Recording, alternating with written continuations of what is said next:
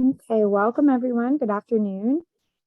This is a training on what to do if your child is not receiving related services or SETS, which is Special Education Teacher Support Services.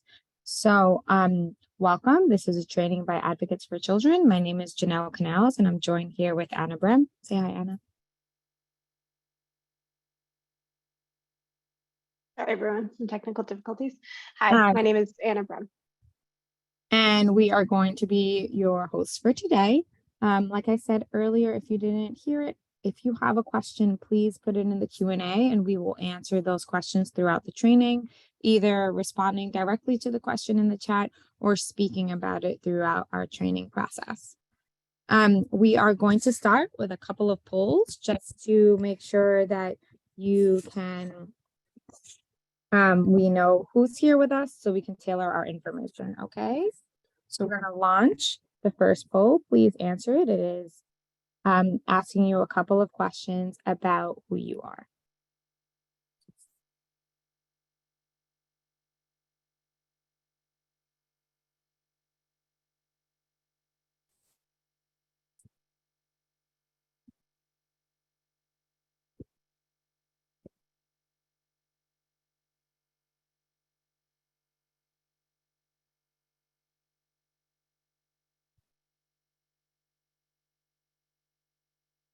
All right, give you guys about 30 more seconds to answer these two questions.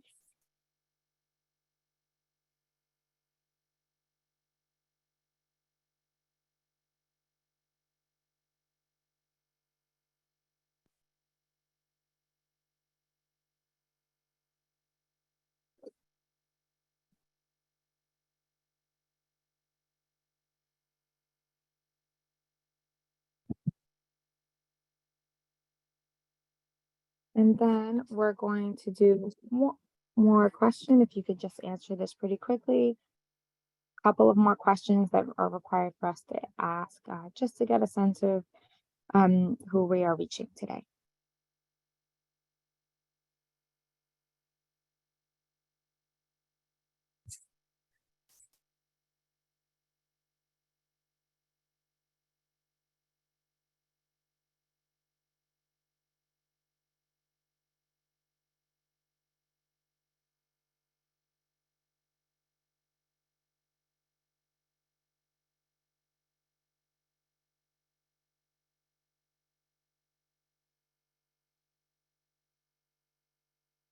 We'll be right about 10 more seconds for this question. Then we have one more and we'll get started.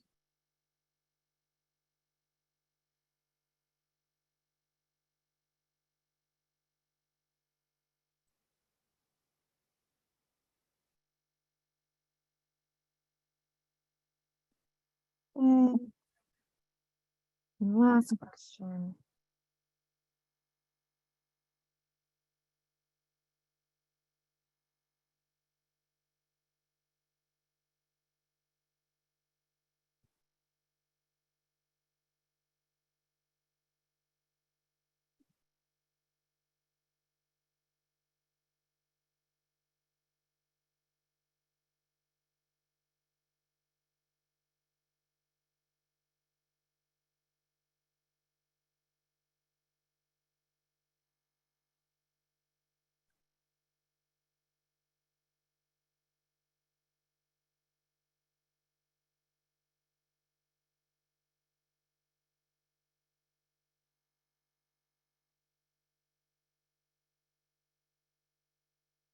About 10 more seconds for this last question and then we'll get started. For those of you who have joined us during the polls, we are going to get started in a minute. If you have any questions throughout the training, please enter your question into the Q&A and we will answer it throughout the training. Thanks.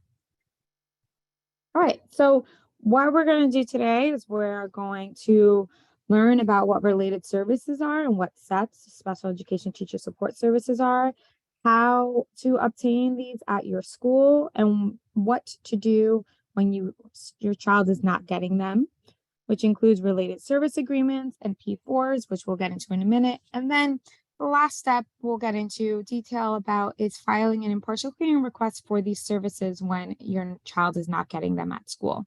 So a bunch of different options to support you and your children in getting the services that they need. Just to get started, if you have not done a training with us, we are Advocates for Children, and we are a nonprofit New York City-based organization that protects the educational rights of all New York City students. We have a helpline to support families, professionals, educators with any education-related question that is open 4 days a week. We also have a website that has guides and resources. We provide workshops and trainings like the one you're attending right now. And we provide free legal services to low-income families in New York City who are eligible. So, related services. So, to get started, what are related services? Related services are supports that can be recommended on a child's individualized education program or an IEP. We aren't today going to get into how to get an IEP. That is a different type of training. And if you want to learn more about basics for special education, including who's eligible for an IEP and how to get an IEP, at the end of this training, we'll have a slide that has our YouTube channel, and you can go and watch one of our previous trainings about that. We also have guides on our websites that explain that. So we're skipping a couple steps here, and we're going to get started really on what are related services.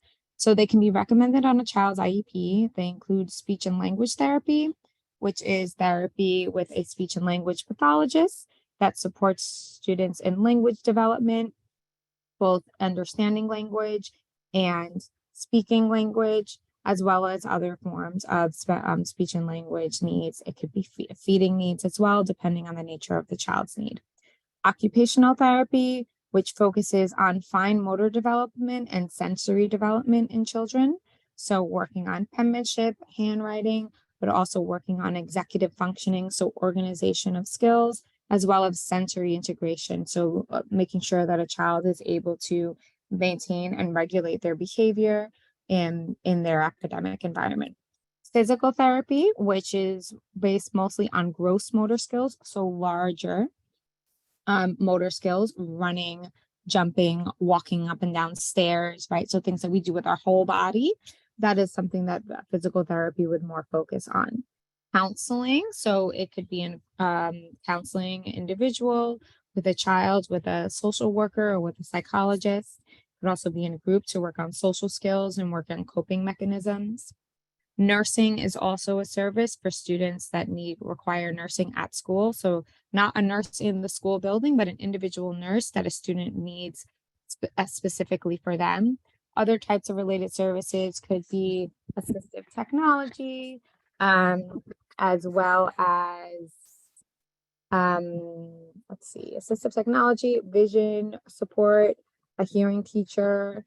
A paraprofessional is not a related service, but it also can be recommended on an IEP. And we know that we received some questions before about feeding therapy. Feeding therapy is something that typically happens in early intervention. Once we turn into pre-K or into school age, feeding therapy, if needed, based on the nature of the child's disability, would be done through occupational therapy or speech therapy, depending on the child's needs, the nature of the child's needs. Schools must provide the related services that are recommended by a student's IEP. So if a child's IEP recommends any one of these related services, it must be provided by the school. However, as many of you are here, probably because sometimes this does not happen, and it could not happen for a lot of reasons. Some reasons could be that the school doesn't have a provider, so they don't have a speech pathologist, or they don't have an occupational therapist. Other times it could be that that provider's schedule is full and they can't have any more students on their roster. Or other times it could be that your child's IEP recommends they get the service in a language other than English, and the provider that they have at the school cannot provide the service in the language required by the IEP. In all of those circumstances, even though the school is saying it's not possible, it is still the responsibility of the school and New York City Department of Education to provide the service, and your child is required to get it. So we're going to talk about what to do if this happens.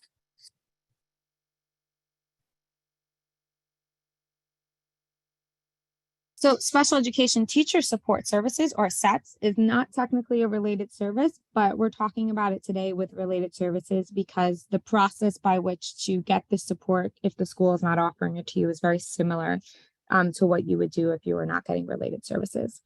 These are small group instruction or individual sessions with a special education teacher focusing on a particular content area, usually English or math. SETS must be provided if it's on the IEP, just like related services. Typically, it's provided in a group setting, so in a group of 5 to 8 students. It can be provided individually if recommended on the IEP, but it is very challenging to get an IEP team to agree to provide it individually.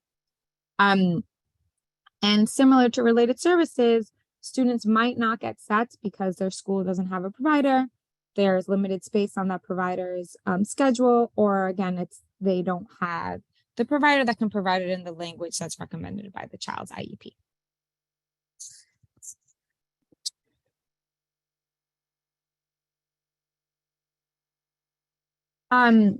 So where can students receive these services? So students can receive these services at, and they should receive these services at the school that they're attending. So if they are attending a New York City public school or a charter school or a state approved non-public school, they need to receive these services if it's recommended by their IEP. If their IEP recommends that they're in a general education classroom, right? So they're in a classroom with 1 teacher and 25 students, they still should receive this because their IEP recommends it. If they're in an integrated co-teaching classroom, right? So a classroom with 20 plus students and 2 teachers, they still should receive their related services as recommended by their IEP. And the same for smaller classes as well. Children in preschool also are required to receive these services if it's recommended by their IEP, okay? And they typically can receive it at their preschool program. Related services are required to target your child's need, right? So we had some questions before we started this training about, how can I make sure that occupational therapy, for example, is addressing my child's executive functioning needs because they have ADHD, and that is a really difficult area for them, right? They can't organize, they don't know how to plan. How do I make sure that that is something that is targeted by related services? Related services should target the areas of need and help your child make progress in those areas of need. And the best way to track that is to make sure that the goals in the IEP actually reflect your child's needs, right? So the goals should be specific to the child's need. They should be measurable, right? So I should be able to measure if my child has made progress in this goal, and they should have target marks, right? So the marks at which the child should make progress. So by mid-year, the child will be able to do this 10 times, and then by the end of the year, 20 times, right? Make sure your child's IEP includes these specific goals. So if you have concerns about executive functioning, about planning, and about organizing, right, for your child with ADHD, an occupational therapy goal should be specific to that. If you have a child who has feeding needs and they're younger, the OT or the speech pathologist, depending on how they're getting it, should have goals related to feeding. And if your child has specific decoding issues, right, related to English, right, then they're a struggling reader or they have dyslexia, SETS should have goals that are targeting those areas of need. A couple of things that also came up in the question. So I listed a number of different related services. One of the things that came up was, what about music therapy? So services that come outside of the typical ones that I listed. Generally speaking, the district is supposed to provide a service that will allow the child to make progress, or that is required to help the child make progress in their areas of need, right? And so if an argument could be made that music therapy is something that the child requires in order to make progress, then it should be added to the IEP. However, I'll be very honest, that is going to be very, very challenging at an IEP meeting. And so we're going to talk later about impartial clearing requests and other ways to obtain services, and that might be the best avenue for trying to obtain services that aren't typically provided by the district. Okay. So Janelle's taken us through what related services are, how we can make sure that our children's IEPs are effectively tailored to meet their needs, to make sure that those related services are effectively tailored to meet their needs. And let's say your child has an IEP in place with related services. How do you make sure that they are receiving the related services or sets that are on their IEP? The first thing that you can do is talk to your child's teacher. Ask them, is my child receiving all of their IEP services? It's a great question to ask during the first round of parent-teacher conferences. You can also check the New York City Schools account for information on everything about the special education process. It will list the related services that are recommended on their IEP, as well as the names of the providers for those related services and how often they meet. You can also contact the school's principal, the school psychologist, and or the IEP coordinator. You should request that your child receive their services at school as required by their IEP. And if possible, it's best to do this in writing. Email is great. It's in writing. You'll be able to show when you sent the email, and you'll be able to keep track of the school's replies to your request.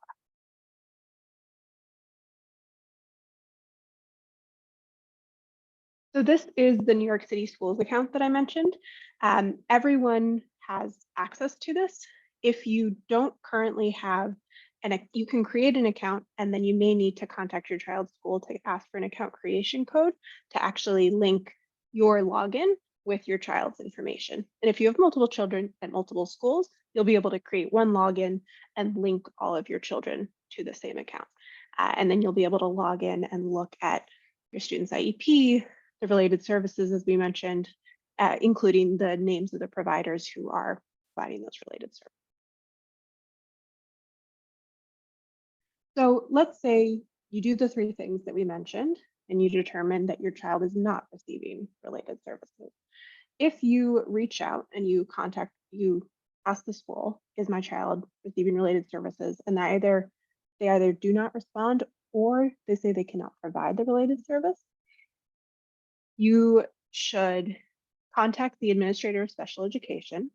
You may also hear that referred to as the ASE at your district superintendent's office. So we've included a link here that is a contact list for many different positions at the DOE organized by school. The one that you're going to be looking for in this case is the ASE, the Administrator of Special Education. You'll search by your child's school and you'll see their contact information. We'll go through what you should actually ask for when you contact them in the next slide. If your child attends a charter school, you should be contacting the chairperson of the Committee on Special Education for the CSC where the charter school is located. So similarly, there's a link here that lists all of the committees on special education and which school districts they are responsible for. So depending on which school district your child's charter school is located in, they're going to be assigned to a specific CSE. And if your child isn't receiving their related services as mandated by their IEP, you should reach out to that CSE chairperson. So let's say, hypothetically, we have a child named Gia who has an IEP and she is supposed to receive individual speech therapy twice a week, according to her IEP. At the beginning of the school year, Gia's mother heard from the school that they did not have a speech therapist. So Gia's mother did exactly what we said and reached out to the ASE, the Administrator of Special Education.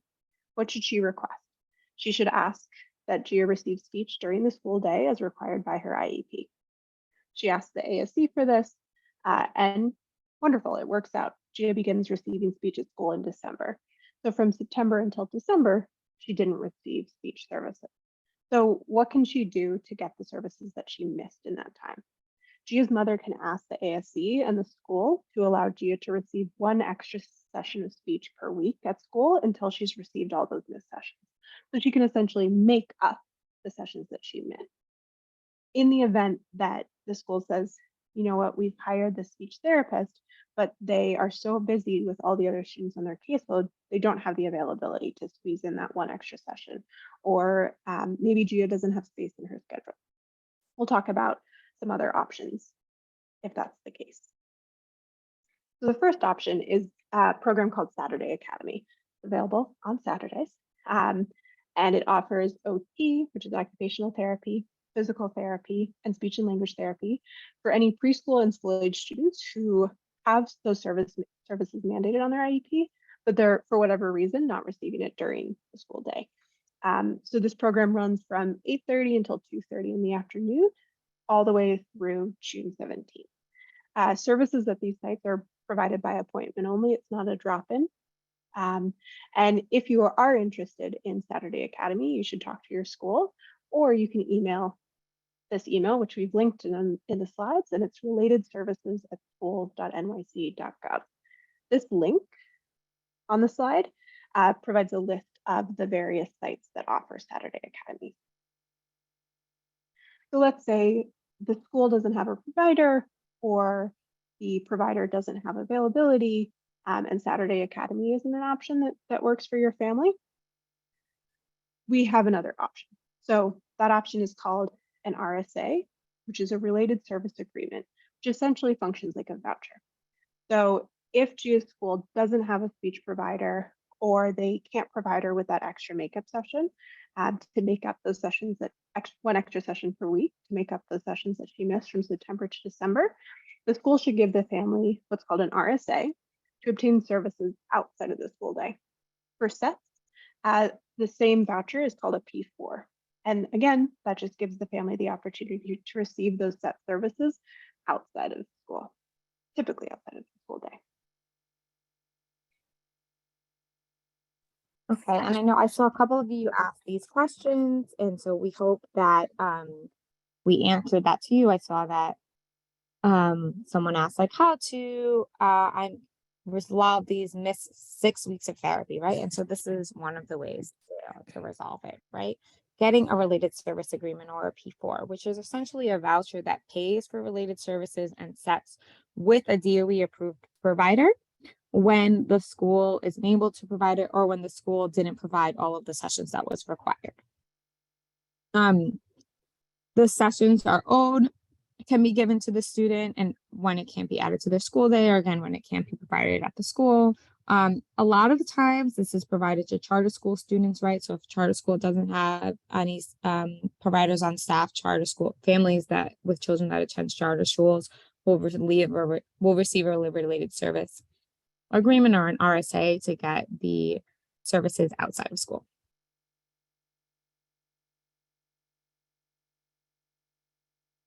So this is what it looks like. And it's important for you to understand what it looks like, because a lot of families will receive this in the mail and have no idea what it is. And then they're like, okay, and they don't use it. And they're very concerned that their child isn't getting the services and it could be because they missed this. So we wanted to make sure that you guys saw what it looked like. This is what it looks like. It is, question that just came in. This is just for New York City schools. However, there should be a similar function like this in schools outside of New York City. No matter where you live in the country, if your child's IEP mandates services, they should be getting them. And if they don't get them, the school district should be providing them in some way, either through a voucher or reimbursement or something. That mechanism needs to exist wherever you are. The related service agreements, though, are unique in terms of the name of them and the function of them to New York City. So this is what the form looks like. It will have your child's name on the bottom. It'll have an ID number, the school, and it basically is a form for the family to give to a provider once they've identified a provider to fill out. And then the provider will fill it out, send it to the district, and you'll be able to start services. It also includes a transportation reimbursement form. So if you need reimbursement for Metro cards to get to and from services with this provider, it includes that. It also includes frequently asked questions, and then it'll include a very large list of providers, right? So names of people and their phone numbers that you can call to implement this. So people that can actually provide the service based on this.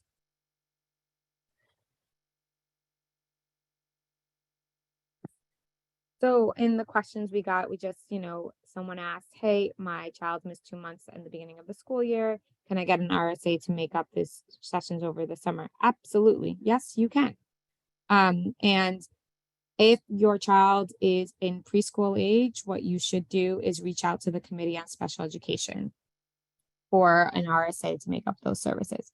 If your child attends a DOE school, so a community school in your community, you, like Anna said, you reach out to the administrator of special education. And if your child goes to a charter school, you also reach out to the Committee on Special Education. The provider list from the DOE is huge, and many of the emails do not work. Thank you. That is 100% correct. And we are going to get into what to do in a couple of slides on how to address that. But thank you for saying that, because it is true. And we run into that issue all the time. So let me just show you guys what a P4 looks like, and then we'll get into how to talk to this very large list of people. Similar, like the related service agreement, this is what a P4 looks like. It's a little different, but it has a similar function. It will include the reasons and the number of hours that you are getting for the sets. It'll also come with a transportation reimbursement form, as well as a list of providers. So biggest issues we see with related service agreements or P4s. So they're issued by the school. They include forms for Metro cards. Families can receive, like we said, a list of DOE providers that accept them, but you have to find them, right? You are the ones that are responsible for like calling and finding the providers. And it could be very challenging and a very daunting task. And like someone made in the comments, a lot of the numbers don't work, or a lot of the emails don't work, or many of the people you reach out to are going to say, yeah, we don't accept that rate anymore. So common issues with related services are the providers don't answer the phones, or they don't return calls or emails. Many of the providers on the list right now no longer accept the standard rate that the district pays through the RSA or the P4, and they require a higher, or what we call an enhanced rate. Sometimes providers have a really full schedule. They can't take on any new students. They're not available, or they no longer accept these forms, and the district didn't take them off the list, or they didn't update their list. And another common issue is, even if the provider does accept the form, they might not have the expertise or training necessary to meet your child's individual needs. So this sometimes happens with kids who have specific level of needs. So one example might be feeding therapy, right? So if you have a child in preschool who needs feeding therapy, not every speech and language pathologist or occupational therapist has the expertise to deal with feeding therapy, right? Or if your child has a hearing need, not every speech pathologist has the training necessary to work with students who are hearing impaired. So how do we ensure that every provider I am reaching out to has the expertise necessary to actually effectively implement the related service or set that is on my child's IEP?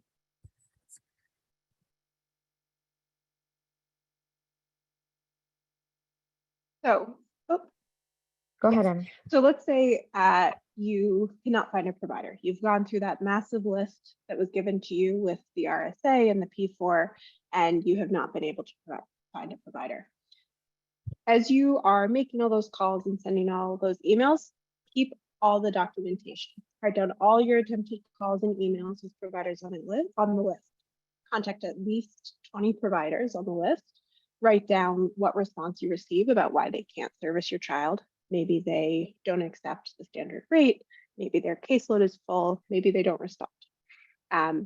If the provider says that they cannot take the standard rate, ask them if they would be able to provide the service at an enhanced rate, and then keep a record with your list of all the providers that you called of, okay, provider A said that they would accept an enhanced rate. Their enhanced rate is X number of dollars per hour. Then, once you've made all those attempts of at least 20 providers, contact the DOE. Tell the school or the CSE that you can't find a provider. Show them the record of all of those calls and emails that you sent, and of how many providers you contacted and why they cannot service your child. And then request an enhanced rate. So tell the school or the CSE to increase the hourly rate on the P4 or the RSA, so your child can work with a provider who accepts the enhanced rate. This is why it's important to confirm if providers are available at an enhanced rate, and if so, what that rate actually is. And one thing to keep in mind is that this enhanced rate typically is still not going to be as high as the market rate for, private pay, but it can open up more options than just the standard rate. So let's say, what do we do if a school or the CSE refuses to issue an enhanced rate RSA or P4? You should contact these two emails. So related services at schools.nyc.gov and special education at schools.nyc.gov. If your child attends a public school, you should include that administrator of special education, the ASE that we talked about before. And if your child attends a charter school, include the chairperson of the CSE on that email.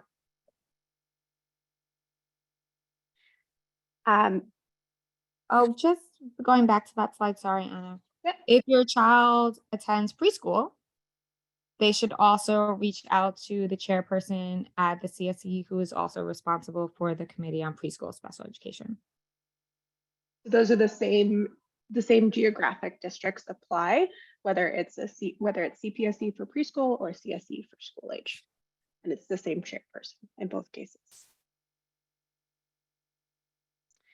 So what if you cannot find a provider who will accept an RSA or a P4, even at an enhanced rate?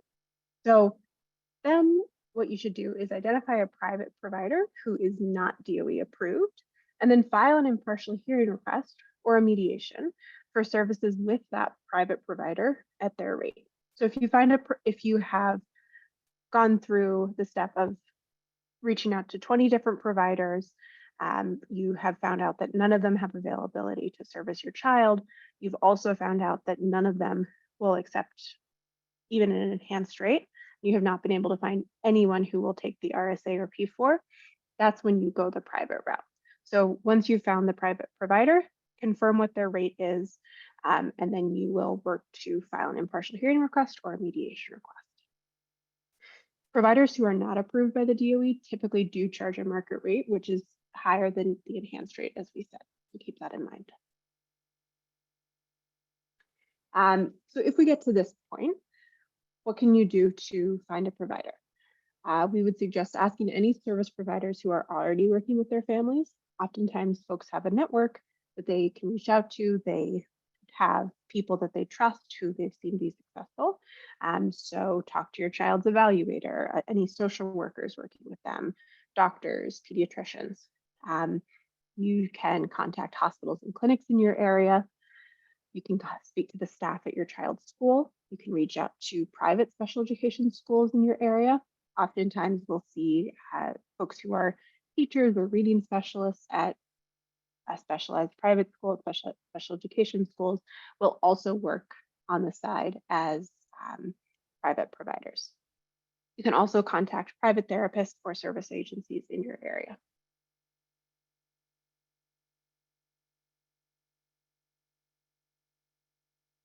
So we talked about sort of this last option being filing an impartial hearing request. I also want to make it clear, maybe some of you might be working with a private provider already. Like you couldn't find someone for the RSA. Maybe you didn't necessarily take all the detailed steps that we explained, but you've tried, or the district didn't, really respond to any of your requests, and you found a private provider. And now you're like, I need to be reimbursed for this. I should have a right to be reimbursed for this. You do. And this is the process that you would take to get that reimbursement for the private provider. Okay. The New York City Department of Education has a form that you can fill out that makes this process actually pretty easy. So it says like, what's the problem and the proposed solution, and to describe the problem. So what you can say is, although my child's IEP recommends, let's say speech 4 times a week at school, my child is not receiving their services as mandated by their IEP and the IDEA. And you'd want to include whether the district provided you with an RSA, why you were unable to use the RSA, or how the district responded to your difficulties in obtaining services for your child. So let's say you asked for an RSA, or maybe you didn't know what an RSA was, but you've been asking people like, hey, I'm not getting this. What should I do? What should I do? And they keep telling you nothing, or they don't send you an RSA, or they just ignore you.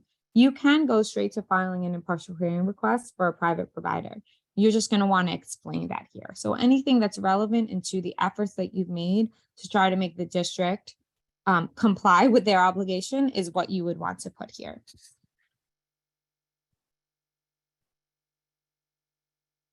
And then they're going to say, okay, what is it that you want to solve this? You know, how do you want us to solve this for you?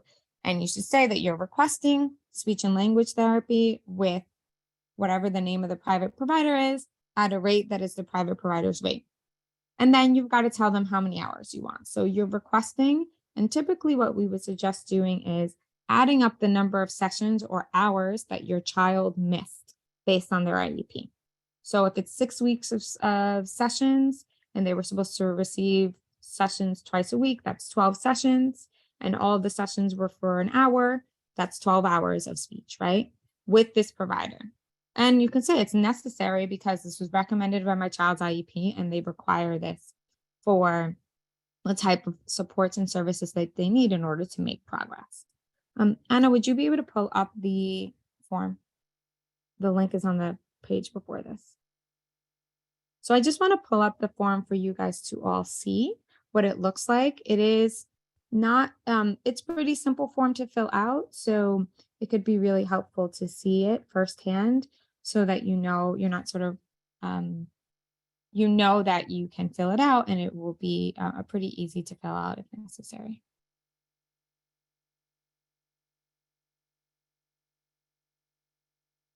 Okay.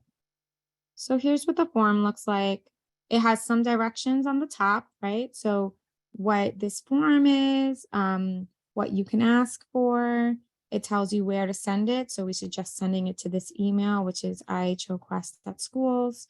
You can send a copy to the state, and then it requests you to fill out a couple of different boxes. And then here you'll put in your child's information, your information, their address, and what type of school they attend in what district, okay?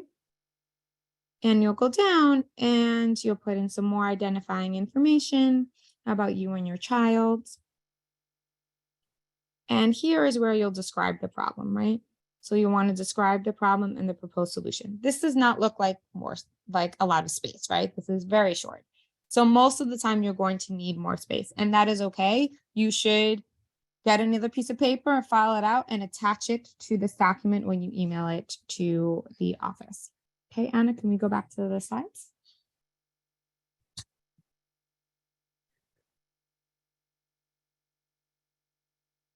And this link is going to be on the slides. It's also, you can find it on the DOE's website as well.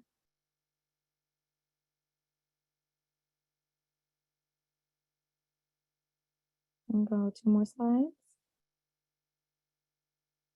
Okay, so you would submit it via email. You could also submit it via fax. This form also exists in multiple languages, so you can find them in multiple languages, and we've included it here. I will say, as a suggestion right now, the impartial hearing, there are 2 impartial hearing offices that are hearing cases right now, and one of them is hearing cases very quickly, and they deal with these cases a lot. And if your child's IEP recommends related services and they're not getting them, this is a pretty easy case to resolve and a pretty quick case to resolve. And you can definitely do it on your own and as long as you found a provider that you like, that you want to work with. It is a type of case that wouldn't necessarily require a lawyer if it's like very clear cut. If your child has related services or sets on their IEP, they're not getting it, and you have found someone that can provide it to them. And so it can be resolved really quickly through this process. So what if my child begins working with a private provider and then the DOE offers a provider finally in the middle of the school year? So you have a couple of options to deal with this. You can ask the district to reimburse you for the services that you've already paid for and then switch to the DOE provider for the rest of the school year. Or you can file an impartial hearing request to continue with the private provider that you have identified. And there are a couple of reasons that you would definitely want to include in your impartial hearing request if you are choosing to continue with your private provider. The first one being if your child has any issues related to transition, right? If changes and difficulties like are challenging for your child, you'll definitely want to include that as a reason why you want consistency and continuity in the provider with your child during the school year. Another reason could be like the district has offered me somebody in May. It is May and the school year ends in June. I'd like to finish out the year with my child because it doesn't make any sense to have them start with somebody new who's going to learn their needs. And by the time they learn their needs, the school year is over, right? Another issue, which we talked about briefly earlier and that I want to talk about in a little more depth right now, is what if your child has a particular need that the provider working with your child needs to have a certain type of training in order to appropriately help your child. So, for example, a child has dyslexia and they really need evidence-based remediation, right? They really need evidence-based reading instruction. And all of the SETS providers you called are not trained in how to work with students with dyslexia. And all of the people with that accept the SETS P4 do not have that. Or all of the people that with the enhanced rate don't have it either. And so you have identified a provider at a higher rate, at a private rate, and you're asking for that. You do need to include in your impartial hearing request why those providers cannot meet the needs of your child and be specific to it. So if there's a certain type of training, like for example, training in evidence-based methodologies to teach students with dyslexia is one. Training in certain types of feeding therapies for children with autism. Training in certain types of therapies for students with sensory needs for an occupational therapist. Things like that are things that can be included and to demonstrate to the hearing officer, so that person that you're asking to help resolve the matter, why this private provider is necessary to continue with your child and why what's being offered by the district would not work. So you definitely have to make that distinction so that they understand why what you're requesting is appropriate.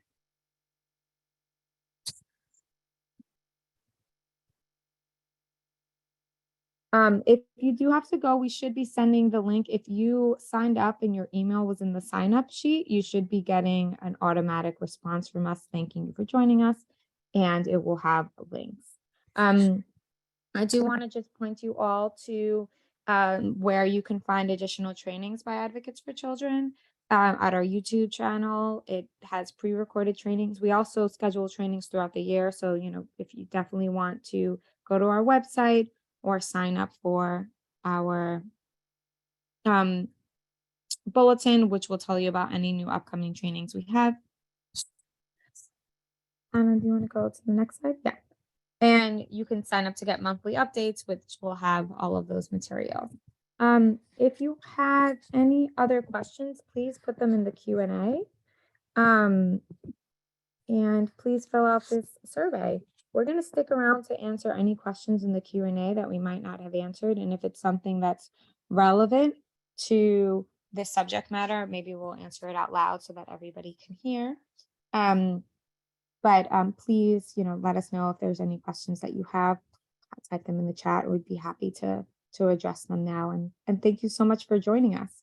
We hope that you got some useful information here and that you're able to get your children all the services that they need. Thank you. And please fill out the survey. It's really helpful. It's only 4 questions. Very quick.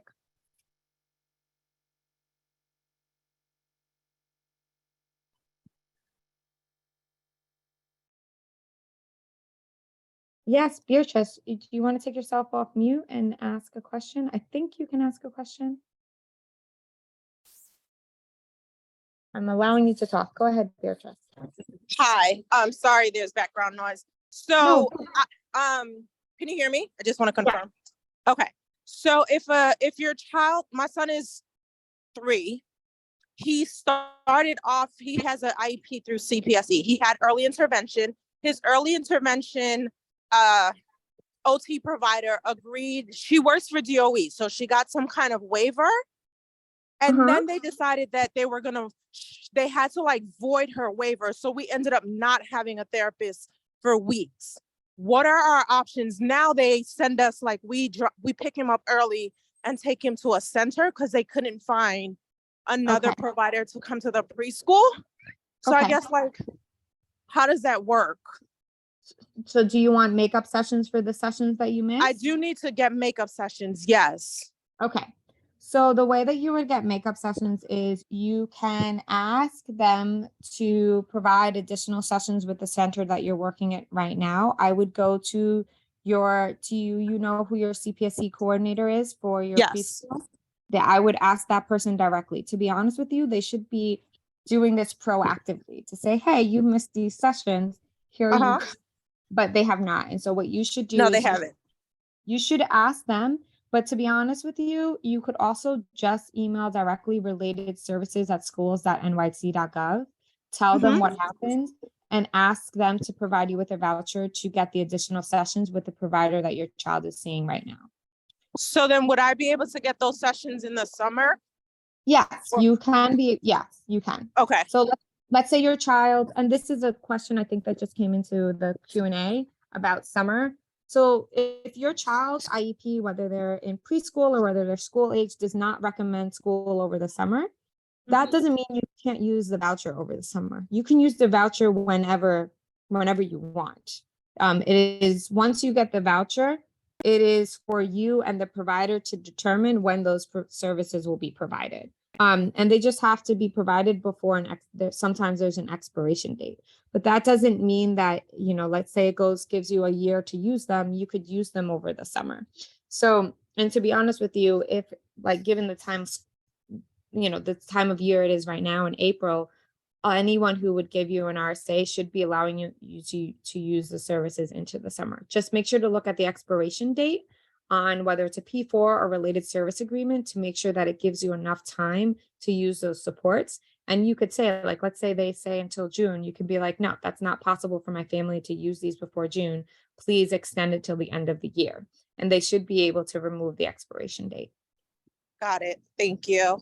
Of course. And if you have any problems, you can contact us at info@advocatesforchildren.org. We also have a preschool.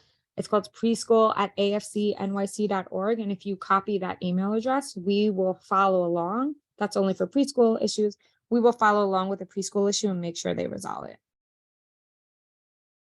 Got it. Thank you. Of course. Okay. So we have a couple questions.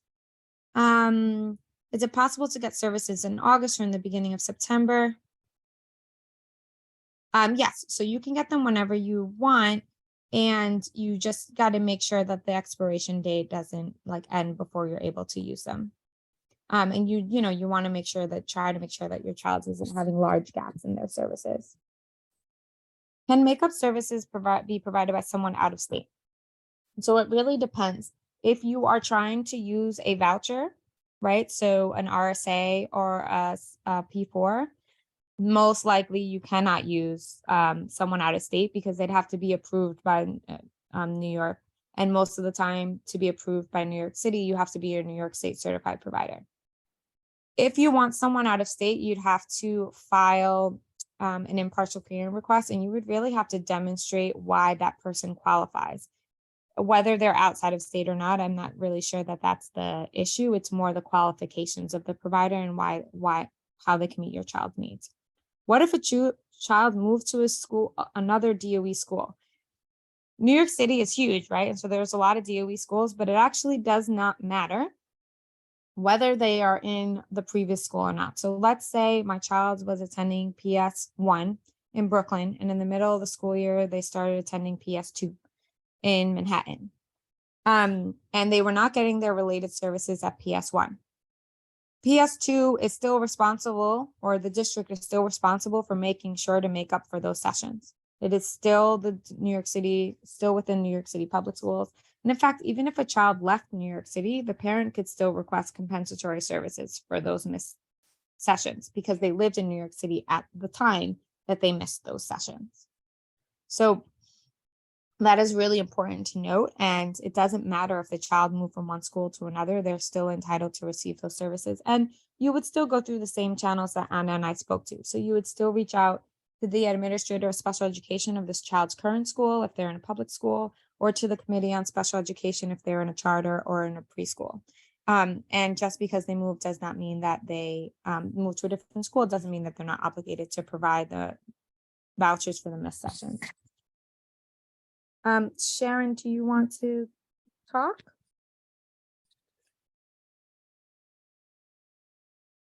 If you want to talk, you can unmute yourself and talk, Sharon. What is the best place to start looking for a related service provider over the summer? So there are a lot of places, different places to look for. So if you have a related service agreement already, then the first place really would be to look at that big list that you have. If you have a PT provider already though, you should ask your PT provider where they suggest you look for OT and speech, because most of the time, a lot of the centers provide more than just one service. So they'll provide speech and they'll provide OT too. Or they'll have worked in tandem with other providers. And so the first really good step would probably be to ask your PT provider, but then going from there, they might point you in the right direction of a speech or an OT provider that's available, or an agency that might be available.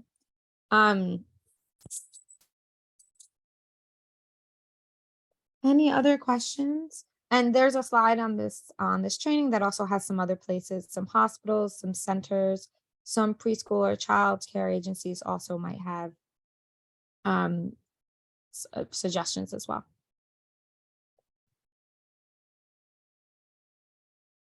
Okay. Somebody with it's saying Galaxy is asking to speak, so I'll just allow you to talk and ask a question.